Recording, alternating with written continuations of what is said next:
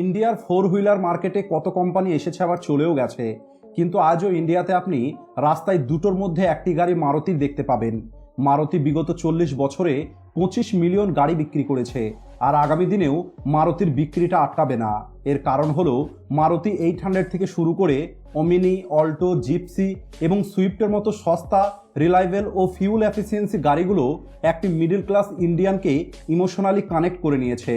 এই কোম্পানির শুরুটা একটি সরকারি কোম্পানি হিসাবে তখন শুরু হয় যখন ইন্দিরা গান্ধী 1971 সালে প্রাইম মিনিস্টার থাকার সময় নিজের ছেলে সঞ্জয় গান্ধীর মৃত্যুর পরে একটি পিপলস কার তৈরি করতে ইন্টারেস্ট দেখায়। কিন্তু প্রশ্ন হলো, মারুতির শুরুর সঙ্গে সঞ্জয় গান্ধীর কি সম্পর্ক?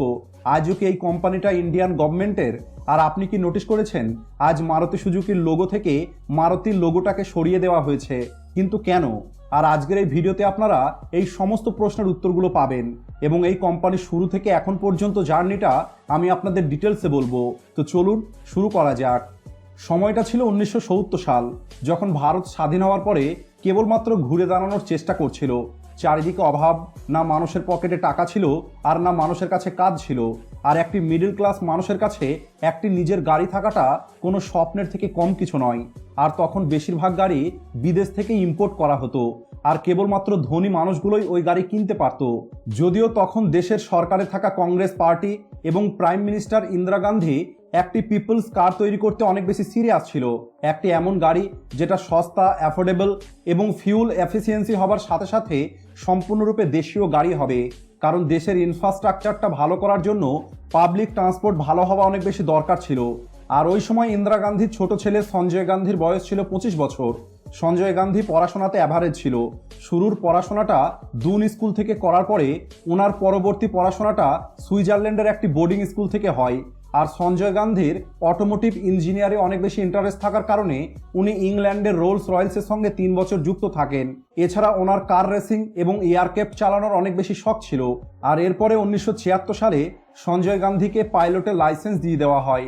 আর এদিকে আমাদের দেশে তখন 1970 সালে মারুতি টেকনিক্যাল সার্ভিস নামের একটি প্রাইভেট লিমিটেড কোম্পানিকে রেজিস্টার করানো হয়, যে কোম্পানির উদ্দেশ্য ছিল গাড়ির ডিজাইন তৈরি করা, অ্যাসেম্বল করা এবং ম্যানুফ্যাকচারিং প্রসিডিওর ট্রেনিং দেওয়া। 1971 সালে ইন্দিরা গান্ধী এবং ওনার ক্যাবিনেট নিজের পিপলস কার তৈরি প্রজেক্টটাকে বাস্তবায়িত করার জন্য MTSPL-কে সিলেক্ট করে, আর এরপরে ওই কোম্পানির নাম মারুতি লিমিটেড রাখা হয়। অন্যদিকে সঞ্জয় গান্ধী নিজের পড়াশোনা শেষ করে ইন্ডিয়াতে ফিরে আসে, আর ওনাকেই এই কোম্পানির ম্যানেজিং ডাইরেক্টর বানিয়ে দেওয়া হয়। এছাড়া এই কোম্পানিকে গাড়ি তৈরি করার লাইসেন্সও দিয়ে দেওয়া হয়।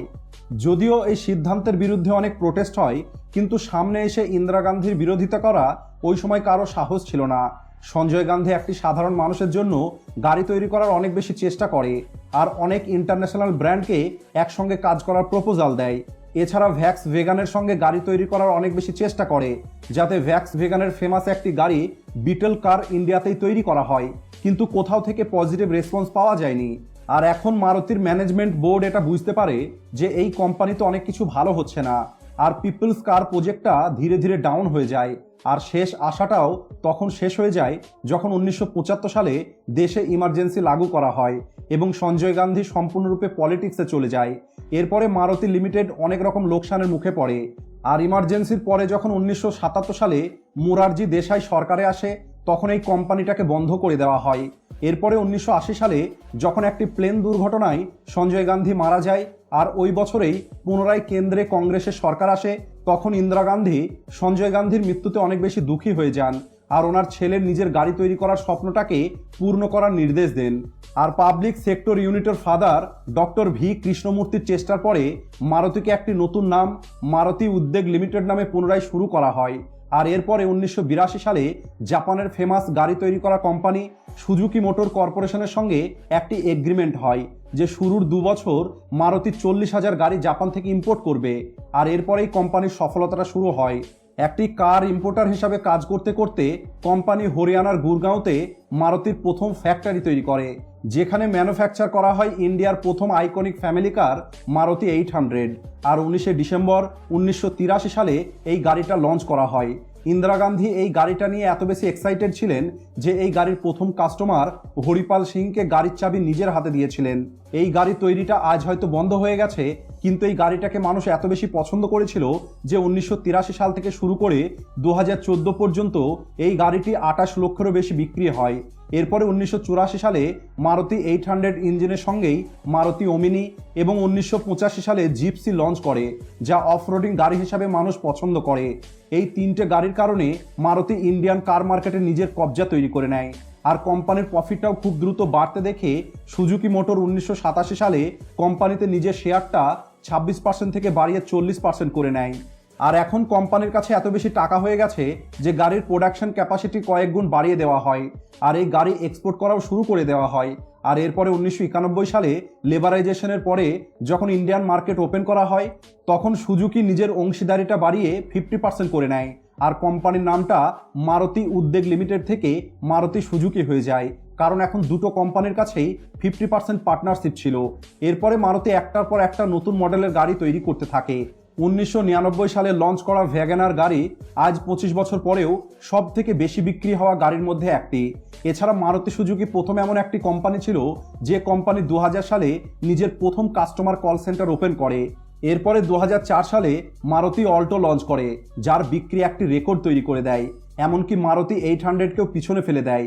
আর এর কয়েক বছরের মধ্যেই কোম্পানি ভারতীয়দের প্রয়োজন অনুযায়ী গাড়ি ডিজাইন করতে থাকে।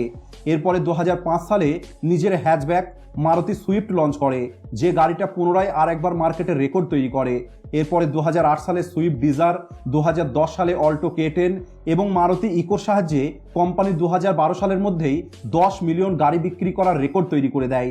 কিন্তু এই ভালো খবরের সঙ্গে সঙ্গে মারুতির ইতিহাসের সব থেকে খারাপ খবরটা এই বছরেই আসে, কারণ কোম্পানির ওয়ার্কার এবং ম্যানেজারদের মধ্যে একটি সমস্যা তৈরি হয়। আর সমস্যাটা এত বেশি বেড়ে যায় যে রাগে ওয়ার্কাররা প্লান্টের একটি অনেক বড় অংশ আগুন জ্বালিয়ে দেয়। এখানে অনেক মানুষ আহত হয় আর পরিস্থিতিটা আউট অফ কন্ট্রোল হয়ে যায়। আর এরপরে প্রশাসনকে মানেশ্বর প্লান্টে তালা লাগিয়ে দিতে হয়। প্রায় 1 মাস পর্যন্ত এখানে প্রোডাকশন বন্ধ থাকে, আর কোম্পানির প্রতিদিন প্রায় 75 কোটি টাকা লোকসান হয়। কিন্তু এরপর এই বছরেই লঞ্চ করা হয় আর্টিকা, যার বিক্রি সমস্ত লোকসানটা পূরণ করে দেয়। আর এদিকে সুজুকি প্রতিনিয়ত নিজের শেয়ারটা কোম্পানির মধ্যে বাড়িয়ে চলেছে, আর আজ সুজুকির শেয়ারটা 56%-এরও বেশি হয়ে গেছে। অর্থাৎ আজ যদি দেখা যায় এই কোম্পানির সম্পূর্ণ কন্ট্রোলটা জাপানের সুজুকির কাছে আছে, তাহলে এখন প্রশ্ন হলো ইন্ডিয়ান সরকারের যে অংশ ছিল সেটার কি হলো? আসলে 2003 সালের পরে ইন্ডিয়ান গভর্নমেন্টের নিজের বেশিরভাগ শেয়ার সুজুকিকেই বিক্রি করে দেয়, আর 2007 সালে সরকার কোম্পানি থেকে বেরিয়ে চলে যায়। আর এই কারণে আজ কোম্পানিতে মারুতির 56% শেয়ার ছাড়া বাকি বেশিরভাগ share mutual fund, financial institution এবং FIS এর কাছে আছে। 2015 সালে মারুতি নিজের প্রিমিয়াম গাড়িগুলোকে বিক্রি করার জন্য একটি প্রিমিয়াম ডিলারশিপ নেক্সা চালু করে, যার সাহায্যে এস ক্রস, সিয়াজ, বালেনো, ইগনিস এবং SL6 এর মতো প্রিমিয়াম গাড়ি বিক্রি করা হয়। এছাড়া কোম্পানির লোগোতে একটি পরিবর্তন নিয়ে আসা হয়, যাতে এই কোম্পানির লোগোটাও মার্সিডিজ ও অডির মতো প্রিমিয়াম দেখায়। আজ মারুতির 3টি ম্যানুফ্যাকচারিং ইউনিট ইন্ডিয়াতে আছে, যেখান থেকে সর্বমোট প্রতি বছরে 22 লক্ষ গাড়ি তৈরি করা সম্ভব। আর যদি বিগত বছরের গাড়ি বিক্রির কথা বলা হয়, তাহলে এই কোম্পানি প্রায় 20 লক্ষ গাড়ি বিক্রি করেছে। আজ 42% মার্কেট শেয়ারের সঙ্গে মারুতি নিজের 3500 ডিলারশিপের সাহায্যে দেশের কোনায় কোনায় পৌঁছে গেছে। এছাড়া হাইলি রিলায়েবল এবং লো মেনটেন্যান্সের কারণে প্রতিটা মানুষের প্রথম পছন্দ হয়ে আছে এই মারুতি সুজুকি। আজকের এই ভিডিওটি এই পর্যন্তই। যদি আজকের এই ভিডিওটি আপনাদের ইনফরমেটিভ মনে হয়ে থাকে, তাহলে ভিডিওটিকে লাইক ও শেয়ার করতে ভুলবেন না। আর আপনি চ্যানেলে প্রথমবার এসে থাকলে চ্যানেলটিকে অবশ্যই সাবস্ক্রাইব করে পাশে আসা বেল আইকনটি প্রেস করে রাখুন। দেখা হচ্ছে পরের ভিডিওতে। Thanks for watching.